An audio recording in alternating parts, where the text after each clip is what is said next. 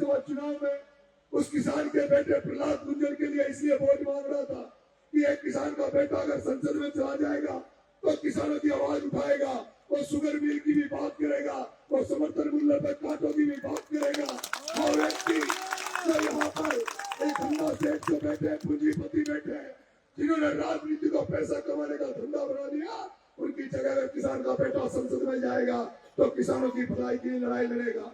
लेकिन दुर्भाग्य की बात है हम किसान भाई उस समय जब जागना चाहिए, जब हमें जरूरत है, उस समय हमें जाग नहीं पाते। और ये इसलिए मैं कहता हूँ, वो चौधरी चरण सिंह जी ने जो कहा था उसको आज भी आपको मानना पड़ेगा, उसी तर्ज पे आगे बढ़ना पड़ेगा। चौधरी चरण सिंह ने कहा कि किसान का भला जब तक नहीं होने वाला जब तक किसान के बेटे और किसानों को एक पैर खेत की मेड़ पर और दूसरा पैर संसद की सीटी पर नहीं होगा, जब तक किसानों का भला नहीं होगा। मेरे किसान भाइयों, स्वर्गीय पायलट साहब ने कहा, स्वर्गीय राजेश पायलट साहब ने कहा, किसानों का गरीबों का हित जब तक नहीं होगा, जब तक इनके बच्चे पढ़ लिख कर उस स्थान पर नहीं पहुंच जाएंगे जब कानून बनते हैं, जब नीतियां बनती है। लेकिन दुर्भाग्य की बात है इस हाड़ौती में, ये अन्नपूर्णा हाड़ौती, जहाँ पर अगर मैं राजस्थान में अगर कहीं सबसे ज्यादा किसानियत है, सबसे ज्यादा बात करेंगे, लेकिन हमने नहीं सुना। मैं पूछना चाहता हूँ, ओम बिरला का इतिहास उठा के देख लेना, ओम बिरला का इतिहास उठा के देख लेना, परमाचंद भाया का इतिहास उठा के देख लेना, उस प्रताप सिंह के पूर्वजों का इतिहास उठा के देख लेना। है मेरे किसान भाइयों, है मेरे नौजवान भाइयों, है मेरे किसान भाइयों, ये ओम बिरला एक साधारण परिवार, एक मास्टर के परिवार में पैदा हुआ। लेकिन ऐसा क्या कारण है कि उस ओम बिरला के 2-4 बीघा का काला खेत बन जाता है? उस ओम बिरला जो 3000 झाली का बनाने के बाद 3000 गौशाला के नाम पर किसानों की जमीनों पर ऐसा क्या कारण है? वो प्रमोशन भैया जो एक किर्लोस्कर की एजेंसी लगाकर एक किर्लोस्कर के पंप बेचता था, वो आज वो पंप बेचने वाला प्रमोशन भैया आज 100 करोड़ रुपए चुनाव में वोटों के लिए पहुंच रहा है।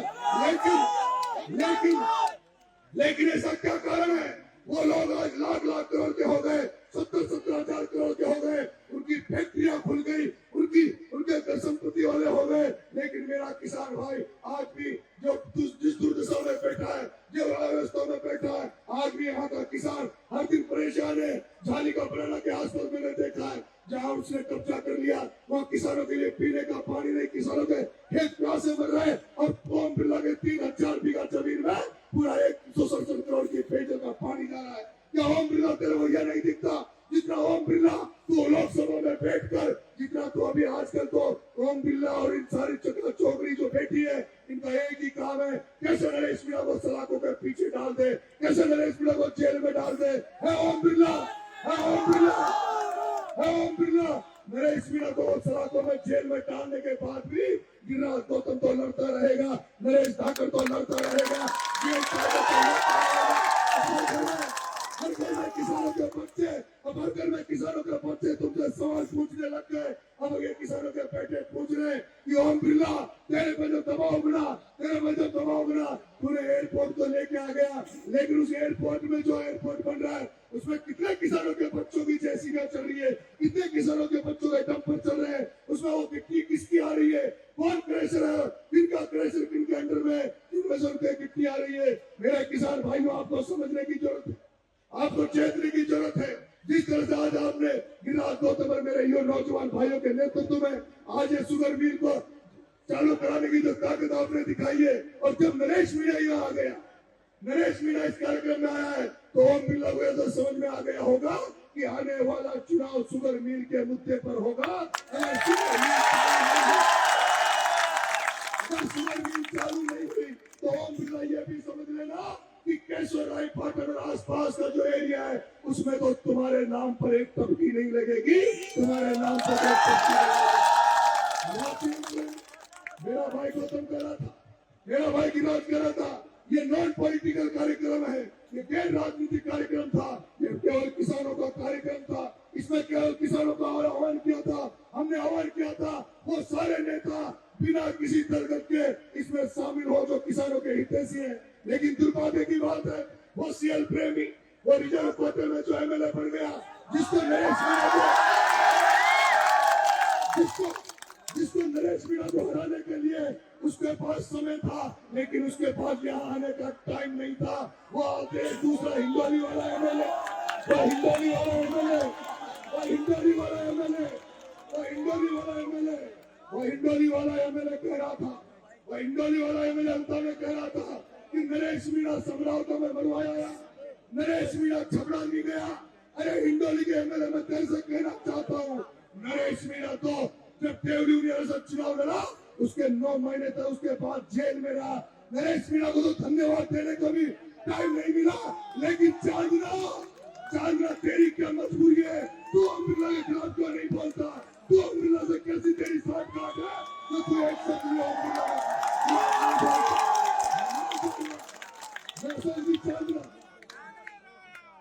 मैं चांदना मैं उसी दिन तेरे को मान जाऊंगा कि तू नेता है, तू कांग्रेस का है। तो मैं पूछना चाहता हूँ, तू एक दिन राजू दत्ता के खिलाफ बोल जा, एक दिन ओम बिरला के खिलाफ बोल जा, मैं समझ जाऊंगा कि अशोक चांदना तू कांग्रेस का है। तू कांग्रेस का नहीं, तू किसी का नहीं है। तू तो आज के ओम बिरला दत्ता से सेटिंग करके और अपनी खुद की दुकान चला रहा है। मेरे नौजवान भाइयों, मेरे भाई गौतम को कहा था, मेरे भाई गिरिराज को कहा था, गिरिराज भाई ब्लू प्रिंट बना लो, सारे किसान नेताओं को एक साथ कर लो, जिनके अंदर किसान का खून है, जिनके अंदर किसानियत है, उन सबको इकट्ठा कर लो और एक दिन इस कोटा को जाम करेंगे। मैं उधर से 12 से मैं लेके आऊंगा, गिरिराज भाई तुम बूंदी से लेके आना, मेरा भाई नरेश नागर झालावाड़ से लेके आना, इस पूरे कोटा को जाम कर देंगे, जाम। जैसे पंजाब हरियाणा के किसान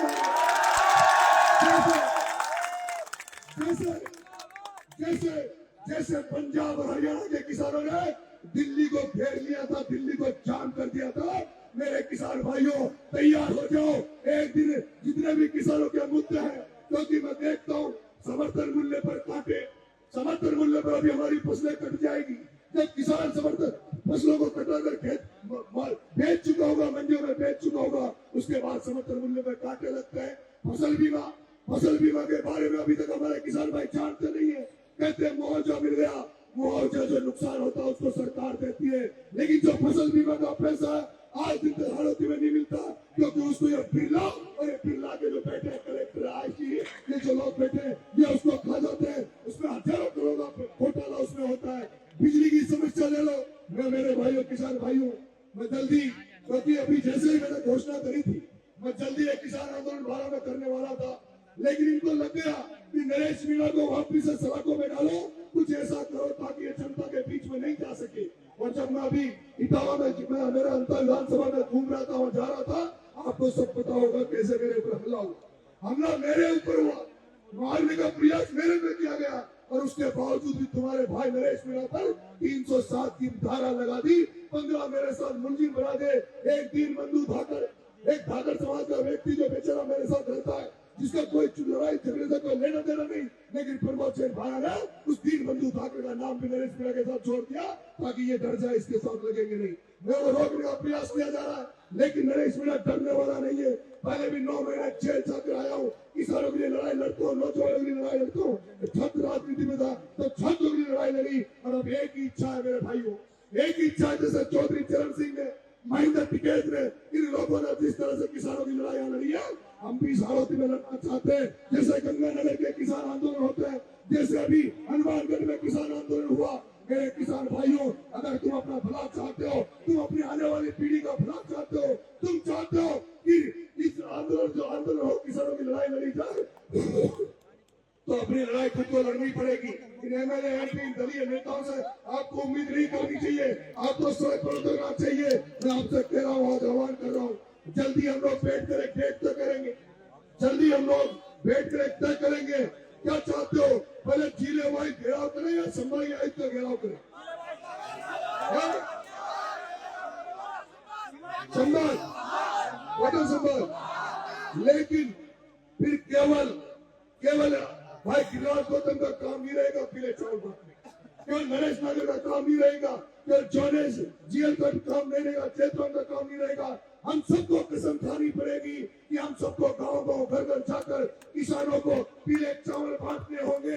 हमें ट्रैक्टरों को तैयार करना होगा, हमारे जेलों को तैयार करना होगा, ट्रैक्टरों में टैंक लगाना होगा और गैस के सिलेंडर हर गांव से कमेटियां बनानी होगी और उसके बाद कलेक्टर एक संभाग का ऐसा घेराव करे जैसा दिल्ली में घेरा हुआ था। और जिस दिन लाख 2 लाख किसान इसके संभाग तो घेराव कर लेंगे। और मैं आपसे निवेदन करूंगा, आज लोकसभा स्पीकर सेक्शन है, लोकसभा स्पीकर जितना ध्यान नरेश मीणा को उठाने में लगा रहा है, जितना ध्यान मुझे जेल में डलवाने में वो ध्यान लगा रहा है, जितनी वो दिन भर ओम बिरला की मीटिंग है,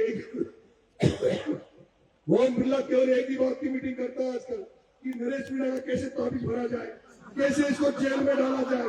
ओम बिरला जी मुझे तो जेल में डाल देना कोई फर्क नहीं पड़ता, मैं तो 13-14 बार पहले जाके आ गया, फिर चला जाऊंगा, क्या फर्क पड़ेगा। लेकिन ओम बिरला जी जितना तुम ध्यान नरेश मीणा को जेल भेजने में लगा रहे हो उतना ध्यान इस शुगर मिल पर लगा देना, नहीं तो तुम्हारा भी गोल गड़बड़ हो जाएगा।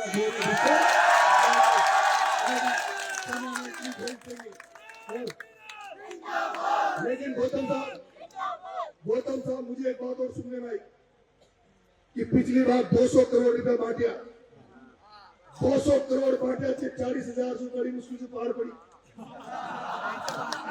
और भाई एक बात यह भी लाग रही होगी तो आजकल ओम बिरला जी को ध्यान कोटा बूंदी में कम से वह भीड़ बड़ा बात उचारे बताए तो 200 करोड़ बांटे बाद भी 40,000 रुपये जो मांग लो तो अगली बार तो ये पूरा बंद कर देगा।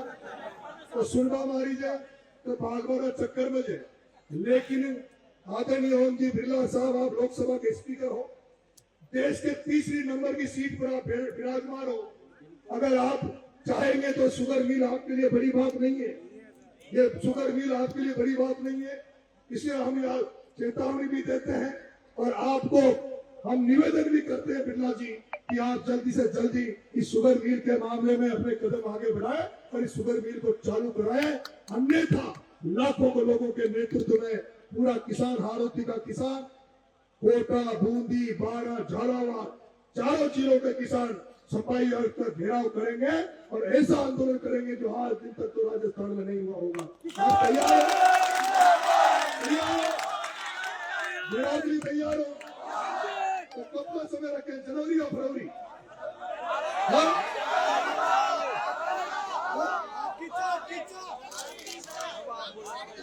आप जो डिसीजन लेंगे वही।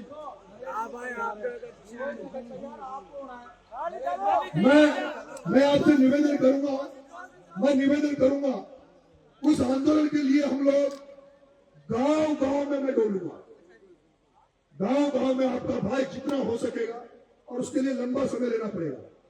क्योंकि रोज ये जो धरना प्रदर्शन करते हैं ना, कोई लाइट के लिए, कोई कांटे के लिए, कोई काय के लिए, मैंने एक बार पहले भी कहा ये खांसी, फुंसा, जितनी भी बीमारी है किसानों की, वो साल इनको एक बार इलाज करें, परमानेंट इलाज।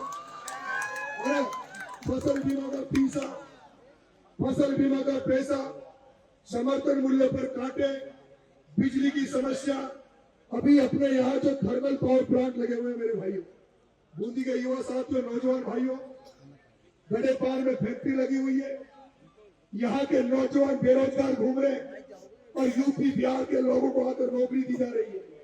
संविदा पर जिनको नौकरियां लगाई जा रही है उन संविदाओं पे कंपनी 15,000 रुपए देती है और ये जो ठेकेदार संविदा पे जिन्होंने कंपनी में जो ठेकेदारी ले रखी है वो हारोती हमारे नौजवानों को केवल 9,000 8,000 रुपए देती है। ऐसे में सबको मिलाकर जो भी समस्या उनकी लड़ाई हम सारे लोग मिलकर लड़ेंगे और आप तैयार रहना, तैयार रहोगे? किसान एकता जिंदाबाद।